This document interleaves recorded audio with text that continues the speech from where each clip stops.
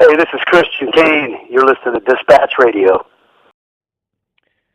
All right, folks, welcome back to Dispatch Radio, and we have an incredible guest. I'm actually losing words because I'm actually such a huge fan, and he has a quote that I wanted to start with. It says, "I have certain moral parameters that I do not cross in writing. I don't write about adultery, kids having premarital sex. I don't use profanity in my novels. My characters all go to church. My characters have drawn great strength from church." And Nicholas Sparks has a whole litany of books that I'm sure you have read that you know. His latest has been adapted into a new film. It's called The Choice. It drops wide on February the 5th. We're excited to talk about that. And as well, his most recent book is called See Me, which drops in October. And Nicholas Sparks, thanks for coming to the show, and it's great to get a chance to finally talk to you. Hey, thanks. I appreciate you having me on.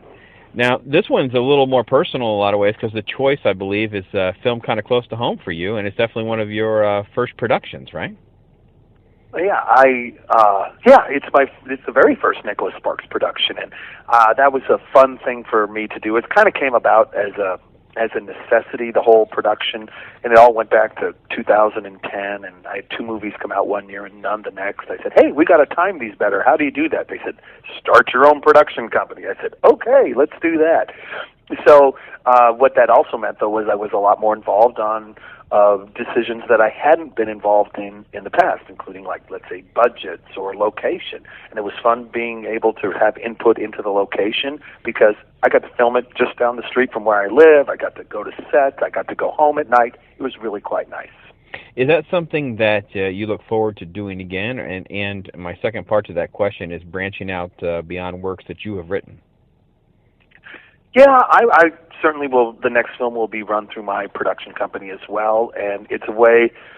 It's something that I've grown used to. I work with other producers as well, so we can split the workload in various ways, and we each have our strengths. So, yeah, it's something that worked really well for The Choice, and I think that people who see The Choice when it comes out, it's a great Valentine's movie or whatever, I think they'll see that it feels a little bit different than some of the other films that have been adapted from my work. I've been very happy with those, and one of the challenges for me as a writer and as a producer or someone who makes films is how do you make these things feel different so that viewers or readers don't feel like they're doing the same thing a second time. So I think people will really like what they see on The Choice. Great cast, obviously. Teresa Palmer from Warm Bodies and stars alongside Benjamin Walker. People know that we last saw him as George Pollard in Heart of the Sea by right. Ron Howard, and then of course he was Abraham Vampire Killer.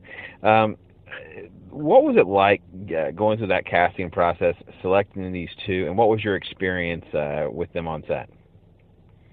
Well, Ben was the first one cast. He pretty much, when he walked in, you knew the role would be his. He was raised in Georgia, so he understands the South, and he's just got this droll sense of humor. A lot of people don't know this, but not only has Ben Walker been in film, but he's going to be appearing on Broadway. He's been a musician. He can sing. He can play things, and he's also a stand-up comedian. So he's he's just incredibly talented on so many different levels. And so he came in, you thought he could play the fun-loving Travis to a T, and he certainly did. So then we brought in different people to see how they were against him, when they do their reads and what's the chemistry like. And Teresa Palmer came in, and she just explodes on film. She just has this ability to, she doesn't have to say a word. You can see everything she's thinking in her expressions, and that is just an unbelievable talent. I really haven't seen it that strong since Rachel McAdams in The Notebook, and so put these two together, mix in a little natural chemistry between them because they're both wonderful people, and boom, what we have is a fabulous movie.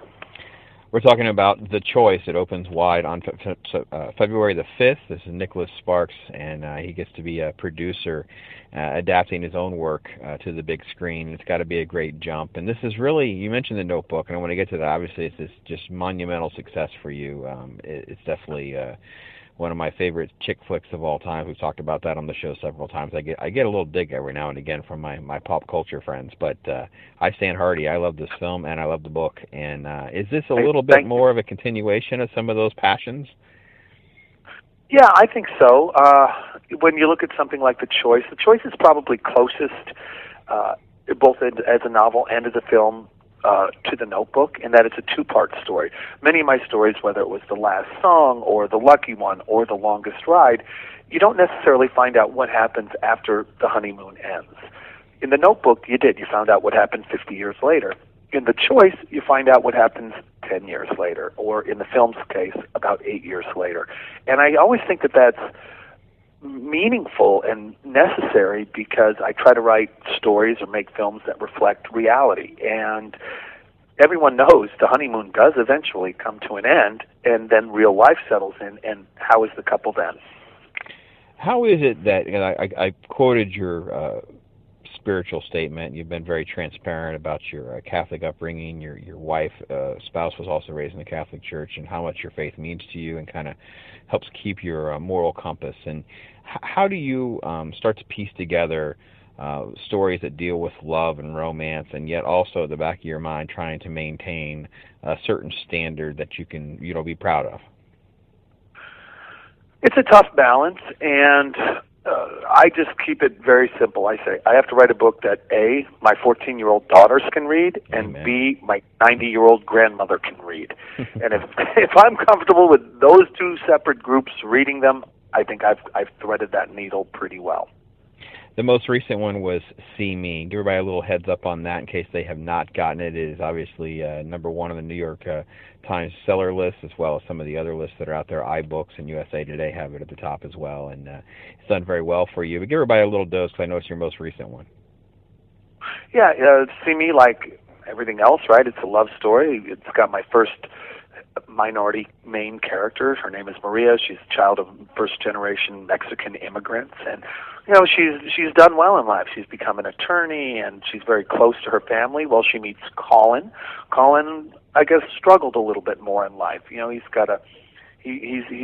turned a new corner in his life, and he's at this point where he's making amends and really trying to set out to be a better person and move his life forward in a positive direction. So these two are very opposite, and all right, it's a Nicholas Sparks story, so there's conflict, and yet they'll probably overcome it, right?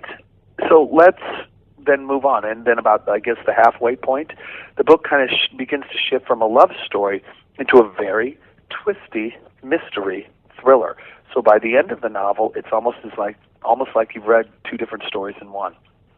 It's definitely one of the ones that's a little bit more unique than some of your previous works. It's definitely got an interesting tone, and like you said, twist was definitely an appropriate move there. And as you move forward, how many books do you work on at a time? How do you sort of keep track of your story developments, character ideas, different things like that? I mean, not to use your cliche, but do you have like a whole stack of notebooks laying around where this is book 1, 2, 3, 4?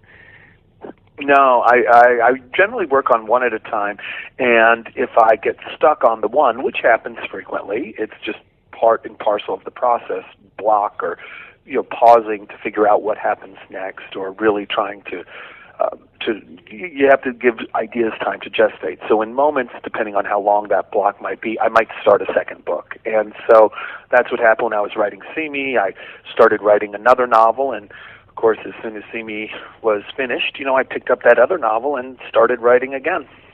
Fantastic. And folks, you get a chance to see The Choice. It opens wide February the 5th. Get a little bit more of Nicholas Sparks' fingerprint on this one, as he is able to do it. It's his first production, service producer, and really kind of journey to expanding the universe in a little bit different way than maybe Hollywood would have done. And it's great to see a great cast, and definitely something you don't want to miss. And if you haven't got his last book, it is definitely a great one. It's called See Me. And Nicholas Sparks, can't thank you enough for fitting this into your schedule, and God bless. Take care, my friend. Hey, thank you. Thank you for having me.